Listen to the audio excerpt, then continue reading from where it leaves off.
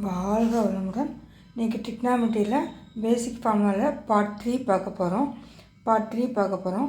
First இன்றைக்கி ஒரு 3 formula எப்படி சேஞ்ச் ஆகுதுன்னு பார்ப்போம். ஏன்னா நிறைய பேருக்கு இது நிறைய ஃபார்முலா இருக்குது, மனப்பாடம் பண்ண முடியல, பைகாட் பண்ண முடியல, நிறைய பேர் கஷ்டப்படுவாங்க. அப்படி கிடையாது. ஒரு ஃபார்முலா தான் எப்படி மாறுது, அது சிம்பிளாக எப்படி மாற்றுறது அப்படிங்கிறத பார்க்க போகிறோம். First sin square theta + cos square theta = 1. இது எல்லாத்துக்குமே தெரிஞ்ச ஒரு விஷயம். sin square theta + cos square theta = 1. இப்போது அதில் cos ஸ்கொயரை வச்சுட்டு sin ஸ்கொயர் அந்த சைடு கொண்டு போகும்போது ப்ளஸ் மைனஸ் ஆகும். அப்போது cos square theta = 1 - sin square theta. இது ஒரு ஃபார்முலா ஆச்சா. திரும்ப sin ஸ்கொயரை வச்சுட்டு cos ஸ்கொயர் அந்த சைடு கொண்டு போனீங்கன்னா என்ன ஆயிரும், 1 - cos square theta. அப்போ 2 ஃபார்முலா, அந்த ஒரு ஃபார்முலாலேருந்து நம்ம 2 ஃபார்முலா கொண்டு வந்துடலாம். cos square theta = 1 - sin square theta, sin square theta = 1 - cos square theta. திரும்ப செகண்ட் ஒன் பார்த்தீங்கன்னா secant square theta - tan square theta = 1. secant square theta - tan square theta = 1. இப்போ நம்ம secant square thetaவை அந்த சைடு கொண்டு போகிறோம். அப்போது ப்ளஸில் இருக்கிறது மைனஸில் மாறும். அப்போ மைனஸ் இங்கே -tan square theta அப்படியே இருக்கும். அப்போ -tan square theta = 1 - secant square theta.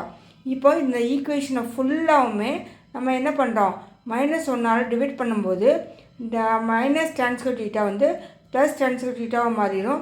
1 -1 மாறிடும். -secant square theta +secant square thetaவாக மாறிடும். அப்படிங்கும்போது இந்த மைனஸை என்ன பண்ணணும், எப்போவுமே ப்ளஸ் தான் முதல்ல இருக்கணும்.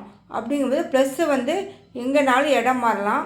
அதாவது ஒரே சேம் பிளேஸில் எங்கேனாலும் இடம் மாறலாம். அப்படிங்கும்போது ப்ளஸ் எப்போவுமே ஃபஸ்ட்டில் இருக்கணும்.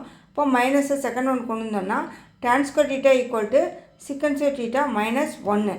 அதே மாதிரி இது ஒரு ஃபார்முலா ஆயிடுச்சு. tan square theta = secant square theta -1. இப்போது செகண்ட் ஒன் பார்த்தீங்கன்னா அதே ஃபார்முலாவில் செகண்ட் ஒன் எப்படி கொண்டு வரோம் பாருங்கள். secant square thetaவை அப்படியே வச்சுக்கோங்க. tan square thetaவை என்ன பண்ணுறோம், அதை மட்டும் tan square theta மட்டும் -tan square thetaவை அப்படியே அந்த சைடு கொண்டு போகும்போது secant square theta = 1 + tan square thetaன்னு மாறுது. 1 + tan square thetaன்னு மாறுது. இது இந்த ஃபார்முலாவை நம்ம சிம்பிளாக எப்படி கொண்டு வரலான்னா, வேறு ஒன்றும் கிடையாது.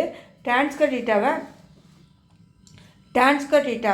நம்ம tan square thetaவையும் 1ஐயும் எக்ஸ்சேஞ்ச் பண்ணால் போதும்.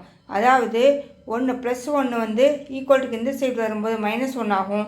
-tan square theta ஈக்குவல்ட்டுக்கு அந்த சைடு போகும்போது +tan square theta ஆகும். அப்போது நம்மளுக்கு ஈஸியாக ஃபார்முலா கிடச்சிரும். secant square theta -1 = tan square theta அப்படிங்கிறது கிடச்சிரும்.